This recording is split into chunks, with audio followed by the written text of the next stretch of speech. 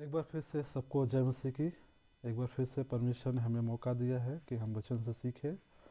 और आज हम लोग सीखेंगे तौबा करो और विश्वास करो के बारे में। और हम लोग वचन को देख सकते हैं लूका 19 का 1 से लेकर 10 वचन तक। यह एक घटना है जो कि हम लोग देखते हैं जकई के बारे में। और जकई जो है वो यीशु को देखना चाहता था। और हम लोग जानते हैं जकई एक छोटा नाटा व्यक्ति था। और भीड़ होने के कारण से जकई जो है यीशु को देख नहीं पा रहा था, इसलिए वो पेड़ पर चढ़ गया। और आगे घटना अगर हम लोग देखेंगे तो वो अ, यीशु को अपने घर लेके जाता है। और यीशु कहता है कि आज मैं तेरे घर में रुकूंगा। और आगे चल करके हम लोग देखते हैं कि जकई जो है वो चुंगी लेने वाला है। और वचन के अनुसार अगर देखें तो एक कह सकते हैं पाप है। और वो यीशु को अपने घर लेके जाता है। और जाने के बाद देखते हैं जकई के जीवन में एक बड़ा परिवर्तन आता है, यानी कि वो तौबा करता है और विश्वास करता है। हम इस बारे में देखेंगे कि हमें तौबा क्या करना है और विश्वास क्या करना है, किस पर, इस बारे में हम लोग देखेंगे। अगर हम तौबा करने के बारे में अगर हम लोग देखते हैं तो हमें पाप से मुंह फेर लेना और यीशु का अनुयायी होना। तौबा करने का मतलब है कि हम पाप से मुंह फेर लेते हैं और यीशु पर विश्वास करते हैं, यानी कि भरोसा करते हैं। और विश्वास करने का मतलब है कि हम यीशु को प्रभु मानकर उस पर भरोसा करते हैं। उसको छोड़ और कोई प्रभु नहीं है, ये हम क्या करते हैं, विश्वास करते हैं कि यीशु को छोड़ और कोई भी नहीं है इस संसार में। यीशु को छोड़ करके और कोई भी नहीं है, तो ये हम क्या करते हैं, विश्वास करते हैं। तो हमें तौबा क्यों करनी चाहिए? क्योंकि हम रोमी 3:27 के अनुसार हम क्या हैं, लिखता है कि इसलिए कि सब ने पाप किया और परमेश्वर की महिमा से रहित हैं। यानी कि हम सब ने पाप किए और हम परमेश्वर की उस महिमा से अलग हो चुके हैं। इसलिए हमें क्या करना चाहिए, तौबा करना चाहिए। और वचन कहता है रोमी 6:23 के अनुसार, क्योंकि पाप की मजदूरी तो मृत्यु है। यानी कि पाप जो करेगा उसका सजा मृत्यु से होगा। तो इसलिए हमें तौबा करना है, हमें उस मृत्यु में नहीं जाना है। इसलिए हमें तौबा कर लेना है, अपने पाप से फिरना है। जो हम पाप करते हैं, जो हमारे अंदर में जो पाप है, उससे हम अलग होते हैं, आज़ाद होते हैं। तो हम देख सकते हैं अगर हम उसे आज़ादी पाना चाहते हैं तो रोमी 10 उसका 9 और 10 के अनुसार कि यदि तू अपने मुंह से प्रभु यीशु को अंगीकार करे, प्रभु जानकर, और अपने मन से विश्वास करे कि उसे परमेश्वर ने मरे हुए में से जिलाया है, तो तू निश्चय उद्धार पाएगा। क्योंकि धार्मिकता के लिए मन से विश्वास किया जाता है और उद्धार के लिए मुंह से अंगीकार किया जाता है। यदि हमें छुटकारा चाहिए, हमें पाप से आज़ादी चाहिए, तो हमें विश्वास करना होगा और प्रभु को अपने मुंह से अंगीकार करना होगा कि यीशु ही प्रभु है। और मन से विश्वास करना है कि उसने परमेश्वर ने उसे मरे हुए में से जिलाया है, तब हम निश्चय ही उद्धार पाएंगे।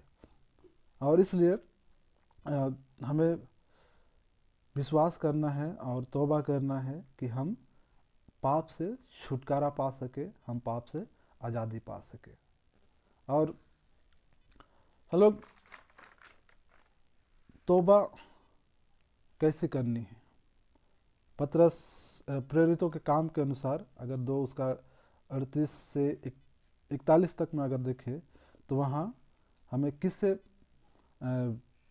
तौबा पाने की आवश्यकता है।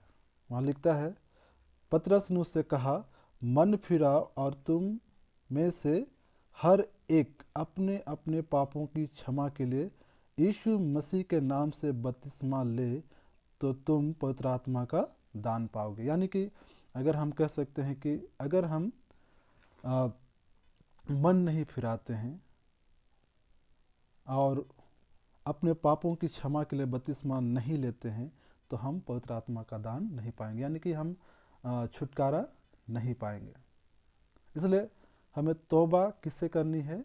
हमें पापों से तौबा करनी होगी, पाप को हमें छोड़ना पड़ेगा, तब हमें छुटकारा मिलेगा, यानी कि आज़ादी मिलेगा पापों से।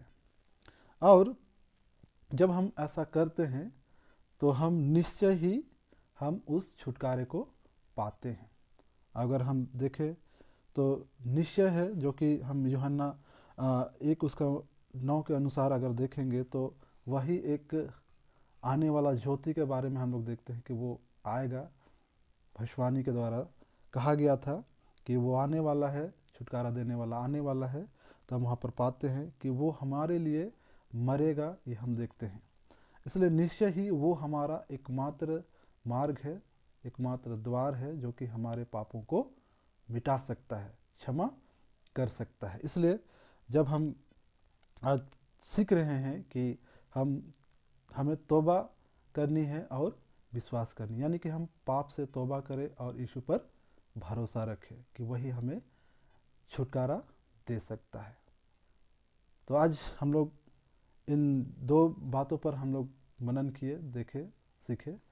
तो हमारे जीवन में जो है पाप एक बहुत बड़ा अभिश्राप है जो कि हमारे अंदर है। तो हमें उससे छुटकारा पाना है, उससे आज़ादी पाना है, तभी हम परमेश्वर के राज्य में प्रवेश कर पाएंगे।